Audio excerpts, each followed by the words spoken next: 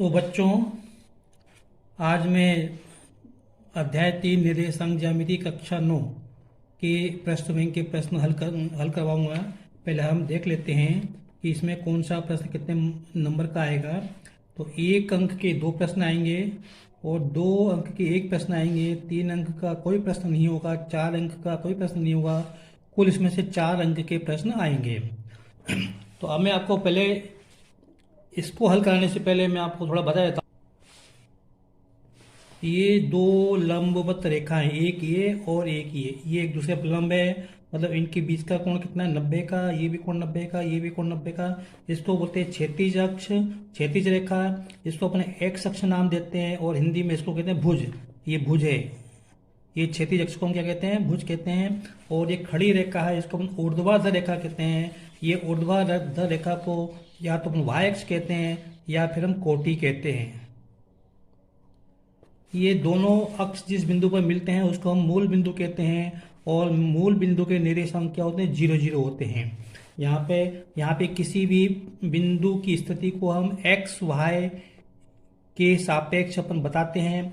X का मान इस पे आता है, वाई का मान इस पर आता है। यहाँ पे अगर एक्स और वाई दोनों प्लस के होते हैं तो ये पहले चतुर्थांश में होते हैं। अगर एक्स और वाई दोनों माइनस के होते हैं तो ये तीसरे चतुर्थांश में होते हैं। अगर एक्स और वाई क्रमशः माइनस और प्लस हों तो ये दूसरे चतुर्थांश में होते हैं। और अगर एक्स और वाई प्लस माइनस के हों तो ये चौथे चतुर्थांश में होते हैं। ये जो दोनों रेखाएं अक्ष हैं, ये किसी तल को 4 भागों में विभाजित करती हैं, पहला, दूसरा, तीसरा, चौथा। इसके अंदर पहले भाग को अपन बोलते हैं प्रथम चतुर्थांश, दूसरे को द्वितीय चतुर्थांश, तीसरे को तीसरा चतुर्थांश और चौथे को अपन ये चतुर्थ चतुर्थांश कहते हैं। यहाँ पे इन दोनों को सभी दूरियां हम मूल बिंदु से नापते हैं। मूल बिंदु के दोनों ओर अपन बराबर दूरी पे निशान लगाते हैं। इनको 1 2 3 4, इधर इस तरफ -1 -2 -3 -4। वाई अक्ष को ऊपर की तरफ 1 2 3 4, नीचे की तरफ -1 -2 -3 -4, इस तरह से अपन इसको नाम माप देते हैं। अब मैं प्रश्न बैंक में दिए हुए प्रश्नों को हल कर रहा हूँ। पहला, मूल बिंदु के निर्देशांक क्या होते हैं। तो मूल बिंदु के निर्देशांक 0 0 होते हैं। तो इसका उत्तर है सही। देखो, इसमें मूल बिंदु ये है, इसके मान 0 0 होते हैं। एक्स का मान 0 और वाई का मान 0।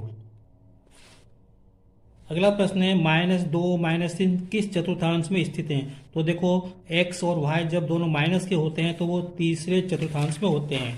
ये रहा तीसरा चतुर्थांश, इसके दोनों माइनस के, एक्स और वाई दोनों माइनस के होते हैं। हमारा जो बिंदु है वो यहाँ पे हो, ये रहा बिंदु, ये -2 और -3। तो ठीक है, अगला प्रश्न देखते हैं। इसमें पूछा है, निम्नलिखित में से कौन सा बिंदु एक्स अक्ष पर स्थित होगा। तो देखो बच्चों, ये अपने को 4 बिंदु के अपने को निर्देशांक दिए हैं। जिसमें y का मान 0 होगा वो एक्स अक्ष पे स्थित होगा। तो देखो, ये y का मान 3 है, यहाँ पे -3 है, यहाँ पे 1 है, यहाँ पे 0। तो ये जो बिंदु है एक्स अक्ष पर स्थित होगा। देखो, ये मैंने बताया, ये बिंदु 5 0, देखो इसमें x का मान 5, y का मान 0, तो ये बिंदु एक्स अक्ष पर स्थित होगा।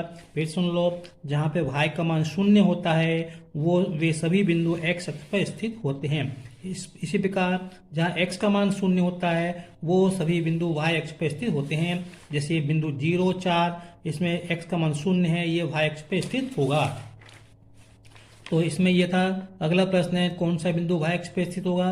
तो जिसमें x का मान 0 होगा वो बिंदु क्या होगा, y अक्ष पर स्थित होगा। तो इसका सही उत्तर ये है और इसमें सही उत्तर ये था। अगला प्रश्न देखते हैं, बिंदु 2 -1 किस चतुर्थांश में स्थित है। पहले में, दूसरे में, तीसरे में, चौथे में। तो मैंने आपको बताया, यहाँ पे जहाँ प्लस माइनस होता है वो बिंदु कहाँ होता है, चौथे चतुर्थांश में होता है। तो इसलिए ये बिंदु जो है चौथे चतुर्थांश में है। हमको केवल चिन्ह देख के जानना है, ये प्लस का है, ये माइनस का है, तो ये चौथे चतुर्थांश में होगा। इसके बाद देखते हैं अगला प्रश्न है, सत्य असत्य। मूल बिंदु में भुज और, ये बताना है, मूल बिंदु में भुज और कोटि दोनों 0 होते हैं। बिल्कुल सही है। देखो, ये मूल बिंदु के निर्देशांक, ये भुज है, ये कोटि, दोनों 0 है। तो ये जो है कथन बिल्कुल सही है। फिर आगे लिखा है, y अक्ष में भुज 0 नहीं होता। तो y अक्ष में भुज 0 होता है। देखो, y अक्ष में ये भुज 0 होगा, जितने भी बिंदु इस पे होंगे सभी के लिए भुज क्या होगा, 0 होगा। और इसमें क्या लिखा है, भुज शून्य नहीं होता, तो ये कथन जो है गलत है, असत्य है।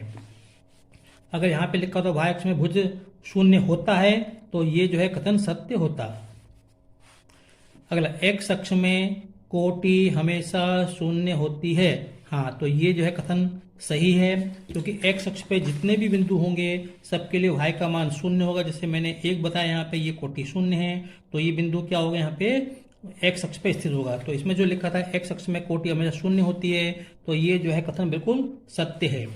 बिंदु 2 और 3 प्रथम चतुर्थांश में स्थित होता है, तो ये भी कथन सत्य है, क्योंकि यहाँ पे बच्चों x और y दोनों प्लस के हैं, तो जब दोनों प्लस के होते हैं तो वो पहले चतुर्थांश में होते हैं। देखो ये दोनों प्लस के हैं, 2 3 प्लस के हैं, तो ये पहले चतुर्थांश में होते हैं। फिर -1 2 y अक्ष पे स्थित है क्या, तो देखो y अक्ष पे अगर होता तो इसमें x का मान शून्य होता, तो ये जो है कथन असत्य है, क्योंकि y अक्ष पे स्थित नहीं है। अगला प्रश्न देखते हैं, रिक्त स्थान।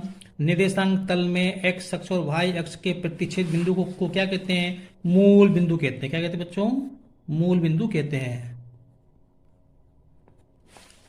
अगला प्रश्न है, बिंदु x y में x को भुज और y को कोटि कहते हैं। फिर अगले पे एक शब्द में उत्तर दो, तो बिंदु 0 4 कहाँ पे स्थित होगा, तो देखो बच्चों इसमें ये x का मान शून्य है, तो ये y अक्ष पे स्थित होगा। कहाँ होगा, ये y अक्ष पर स्थित होगा। फिर अगला प्रश्न है, बिंदु -5 6 किस चतुर्थांश में स्थित होगा, तो देखो इसमें ये जब माइनस प्लस होता है तो ये दूसरे चतुर्थांश में होता है, तो ये दूसरे चतुर्थांश में, ऐसे लिख दो, दूसरे चतुर्थांश में।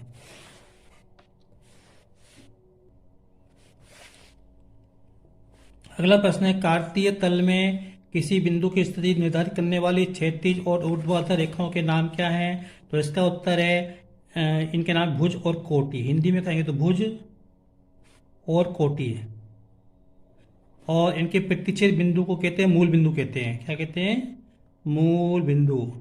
चलो आगे देखते हैं, कार्तीय तल को x अक्ष तथा y अक्ष द्वारा कितने भागों में विभाजित किया जा सकता है तथा उन्हें क्या कहा जाता है, तो कार्तीय तल को x और y अक्ष 4 भागों में विभाजित करते हैं। कितने, 4 भागों में, और उनके नाम क्रमशः क्या है, प्रथम चतुर्थांश, दूसरा ये प्रथम चतुर्थांश, द्वितीय चतुर्थांश, तृतीय चतुर्थांश और चतुर्थ चतुर्थांश, ये आपको नाम लिखना है। अगला प्रश्न देखते हैं, बिंदु 5 7 में भुज व कोटि के नाम लिखो, तो भुज होगा 5, इसमें आप लिख सकते हो भुज कितना है 5, और कोटि कितनी है, कोटि 2 7। अगला प्रश्न, बिंदु -1 3 2 3 4 -5 -3 4 की स्थिति किन चतुर्थांश में हो, लिखो। तो देखो बच्चों, अपने को दर्शाना नहीं, अपने को केवल चिन्ह देख के बताना है।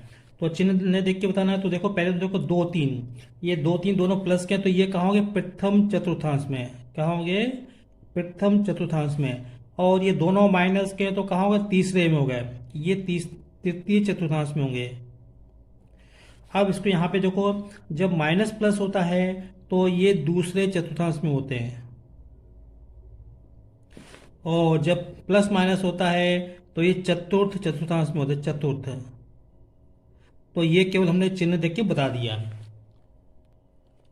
तो बस बच्चों, इस पाठ में केवल इतने ही प्रश्न दिए हैं, इसमें 4 अंक का आएगा, तो इसको आपको अच्छी तरह से याद कर लेना है और अच्छा अभ्यास कर लेना है। अब मैं आगे के प्रश्न देखता हूँ।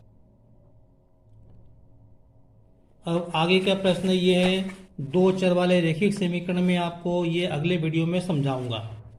Thank you. अगर आपको मेरा वीडियो पसंद आया हो तो इसे लाइक करें, शेयर करें, सब्सक्राइब करें। Thank you.